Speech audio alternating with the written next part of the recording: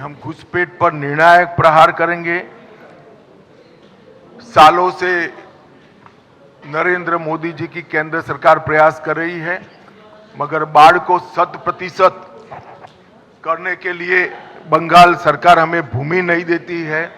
हमने तय किया है कि 45 दिन में ही भारत सरकार के गृह मंत्रालय को जितनी भूमि उपलब्ध कराना है वो उपलब्ध कराने का काम बंगाल सरकार समाप्त कर देगी। नदी नालों के अंदर पेट्रोलिंग की भारत सरकार के साथ मिलकर एक नई आधुनिक तकनीक से युक्त वैज्ञानिक व्यवस्था हम करेंगे। देश भर से बंगाल की सीमा गौ तस्करी का एक प्रमुख जरिया बनी है।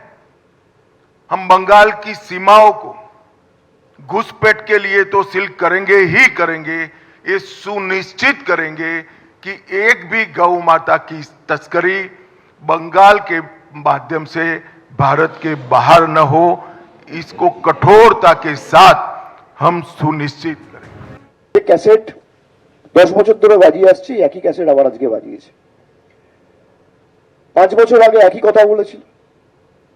আসামে 10 বছর বিজেপি সরকার, এখনো আজ থেকে 15 দিন আগে অমিত শাহ প্রচারে গিয়ে বলে এসছে एक टर्म और दे दीजिए, परिंदा भी पेड़ नहीं मार पाएगा।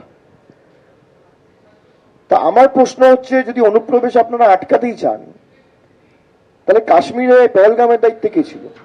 বিজেপি সেখানে জাতীয় নিরাপত্তা সুনিশ্চিত করতে ব্যর্থ হলো কেন?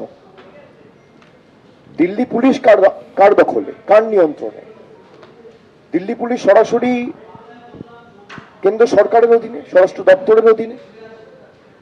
সেখানে দেশের রাজধানীতে বিস্ফোরণ হচ্ছে, 10 জন নিরীহ মানুষ মারা যাচ্ছে।